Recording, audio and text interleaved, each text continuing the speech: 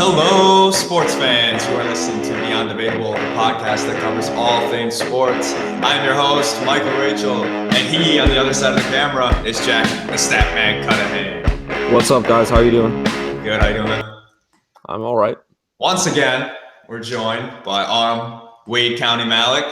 But this time, good.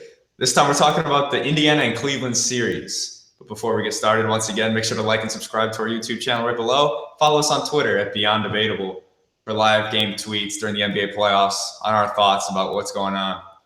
All right, Jack, let's start this here. So Indiana won game one in Cleveland, 98-80 in stunning fashion, led by Victor Oladipo with 32 points. All right, give me your thoughts on bad man Victor, Jack. We need to get our heads around the fact that Victor Oladipo, this isn't just a breakout year. A lot of people have breakout years. This guy's a legitimate superstar now, to the point where I think we need to actually consider whether he's the best guard in the East, which is kind of controversial. Wow. It's going through the stat line for this guy. Kyrie? I'll get into that. 23 points, 4 assists. God. 23 points, 4 assists, 5 rebounds on 47% shooting, 37% from 3 this year on a lot of attempts, which is pretty impressive, and 2.5 steals with elite defense. I think he's clearly in the top 2. He's better than DeRozan and Lowry, and the East is pretty, in terms of guards, it's not the best right now. It has options. And don't get me wrong, I still think Kyrie is better. I think there's a conversation because this guy is going to be on the all-defense first team. He's carrying them on offense. If you look at the stats, they're kind of similar offensively. It's not that crazy. I have never seen anything like this before. This guy last year was a liability in the first round against a Houston Rockets team that literally couldn't defend anyone. I don't know. I want to hear your thoughts because I tell me why this is insane. I don't think he's actually averaging more points than DeMar DeRozan is right now. So, and he's leading the league in steals by a pretty big margin. Like, I've never seen a margin that big for leading the league in steals. So there's definitely a case to be made. I've never thought about it, to be honest. I never thought about it. Right off the tongue, it sounds. When you said that, I thought it was crazy, and then I was thinking about it. Crazy. And I'm like, and I think. I mean, what do you consider? Who is a guard? Like, is Giannis a guard? That's a good point. What's a guard? Question. Yeah, what is a guard? I guess we're talking about just like 6'4". I say we consider people that are like I don't consider Simmons and Giannis in that category, even though they both play point.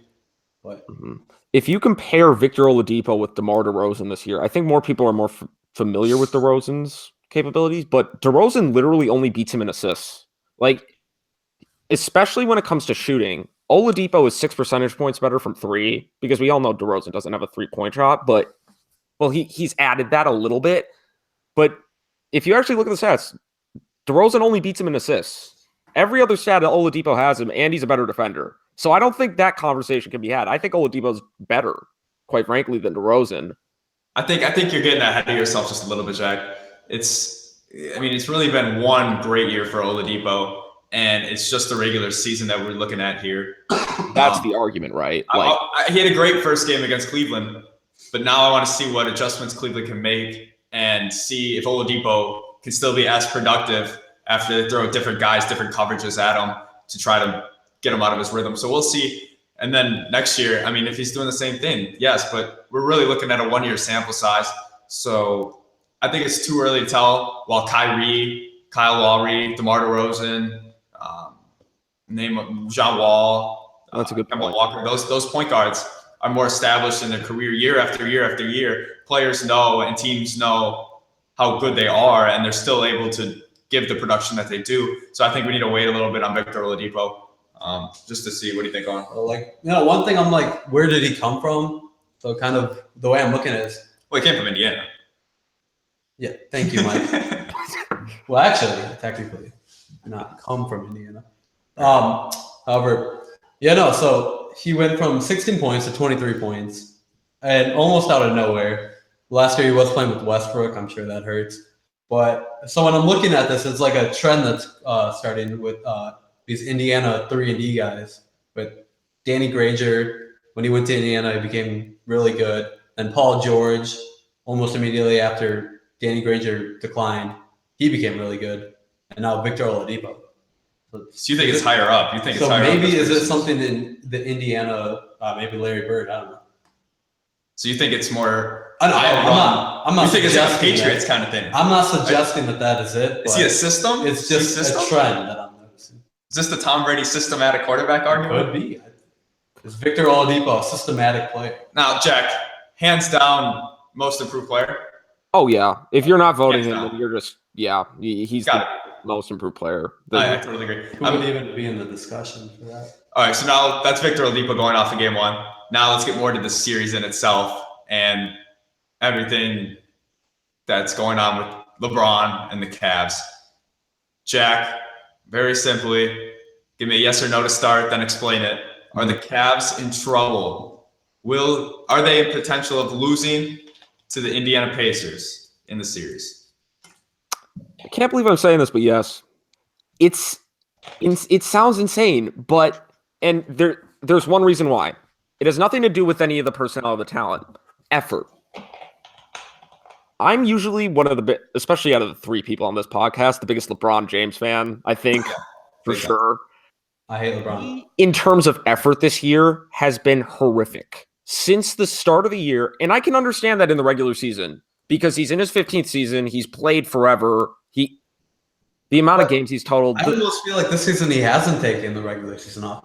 I almost feel like he's trying to stuff the stat sheet this year. I think that's true on offense. I agree. And he doesn't play on defense. How many triple doubles did LeBron have before this year? Yeah, he can get them every night, pretty much. Here's the if thing. He wants to, but this year he chose to do it. And you know why? Because the media was going crazy over Russell Westbrook last year. That's what I thought. He was like looking back, like, this is what I need to do to become MVP. Well, okay. It's like, why can't LeBron do that? He's built for. I mean, I was saying that. I was like, LeBron is built for triple doubles. Yet Westbrook is the one that's getting them. Yeah, and you saw that Westbrook get all the attention, becomes the MVP. I feel like LeBron probably thought last year he was even deserving an MVP because he thinks every year he's deserving. So this year he's like, all right, if I want to be MVP, which I think he does because I think he cares more. I'm not talking about this right now, but if he wins MVP, I'll be triggered. Okay, but we're not going to talk about that this episode. But yeah, I think that's honestly the point is that Westbrook was getting all the attention with triple doubles, got the MVP. LeBron, who eventually wants to become known as the best player to ever play, if not solidify himself at number 2. And how does he do that? By MVPs, championships, and stats, really. And I think stats is his go-to because he's not going to catch Jordan in championships, most probably not. He's not going to be 6-0. So I think his go-to is just put up the most ridiculous numbers, and he will put up. He could get to 6 if he goes to Philly. I mean, there's like contingencies where he does get to 6, but his record's not going to be. It's not going to be 100%. He choked Dallas, and that'll always be on his resume. He got swept in the 2007 finals.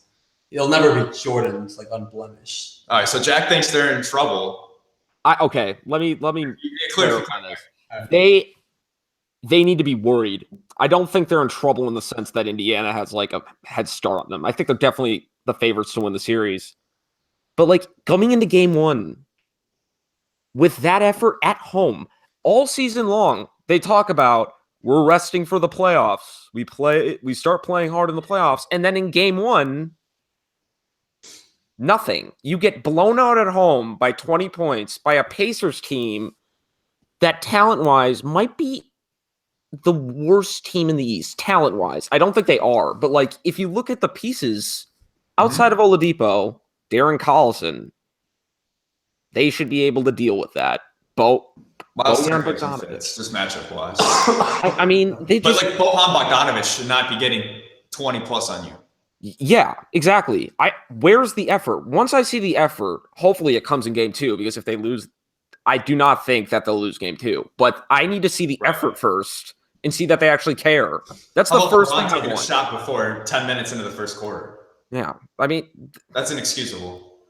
But if you're the so-called best player in the NBA. No, yeah, I personally don't think So as you guys know, I am a Miami fan. So I'm a big Wade fan. I was never a LeBron fan. I actually hate LeBron. But so I watched all of his playoff series in depthly when he was with Miami. So starting from his 7-game stretch of making the finals every year, the first year he came to Miami. In game 1, he's 18-10. And so out of the 10 losses, he's gone on to win 7 of those series. The only 3 that he lost were the 2 against Golden State in the final in San Antonio. So now, yes, that stat, but supporting cast, almost 90% of those had to be better than current. Sure, but when it comes to LeBron, it's almost like he doesn't really try, I feel like, until he needs to try. I personally think that the Pacers have a chance to win the series because, the old saying is always the series never starts till the road team wins. Well, the road team won. So now Cleveland does have to go into Indiana. You think LeBron will let them lose to Indiana, though? No, I don't, but I think there's a possibility. Really? Now, quickly, I want to touch real quick, Jack. 538, ESPN's analytic website that they do. Hold on. 538 actually left ESPN today. Really? That is a little tidbit. Wow. The irony of that. Really. Yeah. Wow. All right. So anyway, 538, former ESPN analytics website. They currently have the Indiana Pacers have a 58% chance to win this series. Yeah, I read this website. That is ridiculous. I think this is where stats, even as a guy who likes stats, obviously, hence the nickname. That's ridiculous. Come on. We all know that the Cavs need to be the favorites. They lost game 1. Cool. Come on. Indiana's 58%. Yeah, exactly. That. There are just some things we know. I think we know less than we think, but that's something we know. Come on. Dude, he's not going to lose to Indiana. I'm sorry. That's not going to happen. Okay, so Arm doesn't think they're going to lose to Indiana. Jack, do you think let's just do the prediction real quick before we go. What do you have? Cleveland in 5.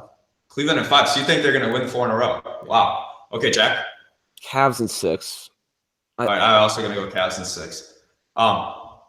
So we all have Cleveland advancing. Sorry. Can we just see them play hard? I feel like that's the first requirement for an NBA team. Just play hard in the playoffs. Come on. Yeah. What's going on? Quick question. Aram, they lose game 2. What's your prediction? Cleveland? Ooh. They go 0-2, going to play 2 in Indiana. I'd say Cleveland in 7. Jack? It would depend on the game. 7? If Indiana just straight up destroys them, I would almost be inclined to pick Indiana at that point.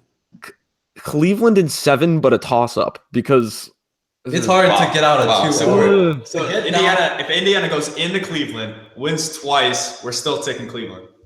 I would, unless they just obliterate with two games to close it out at home. If they just 3 games, they'd have 3 games. If they obliterate them, and LeBron just looks tired because he played 82 games, so he's never done that in his career, and I feel like he expended a lot of energy trying to fill up a stat sheet. Yeah. All right. So quickly, we're gonna end this with Jack. Are the Cavs in trouble at all, or are they gonna get to the finals? I think we're all on the same page here. I'm gonna start it real quick. I think they are definitely in trouble. You look at the supporting cast, what they got rid of, what they got in, the points per game production is way lower than what Jay Crowder and they traded my boy for nothing. This is gonna happen. They did, but this team, I don't think they know exactly how to play with LeBron because LeBron is the best player and it's known. So the supporting cast has to understand that it's gonna run through LeBron. He's gonna take the most shots. So it's finding your strengths in his game, which I think takes a lot of time to figure out. Meanwhile, who left? Give me an example of the guy that left. Isaiah Thomas. All right. Well, at least Isaiah Thomas. But people that leave can now kind of develop their own games instead of playing through LeBron. Oh yeah. You know what I'm trying to say? I feel like this is gonna sound terrible. Jack's gonna get mad at this. I feel like LeBron almost. He ruins people's careers. You look at Chris Bosh, completely ruined his career. Kevin Love, he was so dominant. Dwayne Wade was averaging 26, went there, ruined Wade's career. I almost feel like he just ruins people's careers. When he went there, or when LeBron came to Miami? When LeBron went there. LeBron. Well, even when Wade went there, he was just basically standing in the corner. Right.